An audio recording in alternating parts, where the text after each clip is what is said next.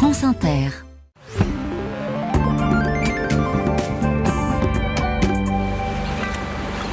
Et nous sommes d'abord en plein océan Pacifique, Christelle, en Micronésie, sur l'île-État de Nauru. 13 000 habitants, 21 km², une île assez plate et menacée par la montée des eaux.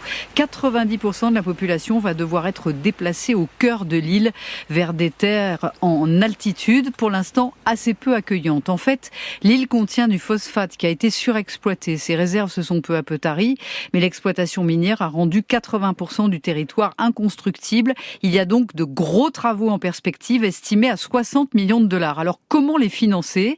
Eh bien, le gouvernement de Nauru a décidé de vendre son passeport, 105 000 $.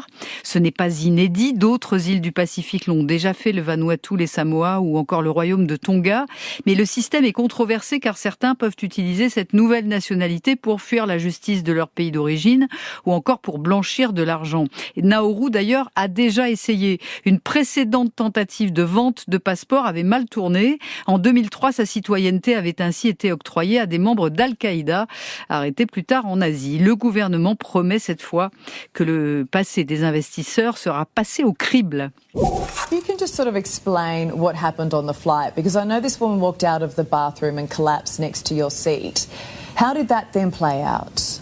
Well, the staff were there in no time and alors, cet homme s'appelle Mitchell Ring, il est australien. Et oui, il partait avec sa compagne Jennifer pour un voyage on ne peut plus romantique à Venise, un vol Qatar Airways entre Melbourne et Doha dans un premier temps, mais le couple s'est retrouvé à voyager à côté d'un cadavre. Une femme a succombé à un malaise non loin d'eux, ce qui est déjà assez traumatisant. Le personnel de bord a tenté d'emmener le corps en classe affaires, mais la dame était trop corpulente. Alors ils ont cherché un fauteuil vide en classe économique. Vous pouvez vous déplacer, s'il vous plaît ? Oui. Le passager a dû laisser son fauteuil à la victime, qui s'est donc retrouvée juste à côté de lui, une simple couverture sur son corps, et il restait 4 heures de vol. Il y avait d'autres fauteuils vides, proteste le passager. La compagnie, elle, s'excuse, mais adresse surtout ses condoléances à la famille.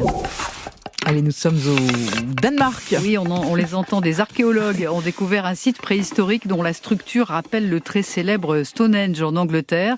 Il s'agit d'un cercle d'un diamètre de 30 mètres composé de 45 pieux en bois, placés à environ 2 mètres les uns des autres. Elle a été mise à nu par hasard alors qu'on était en train de construire un lotissement à Ars dans le nord-ouest du pays.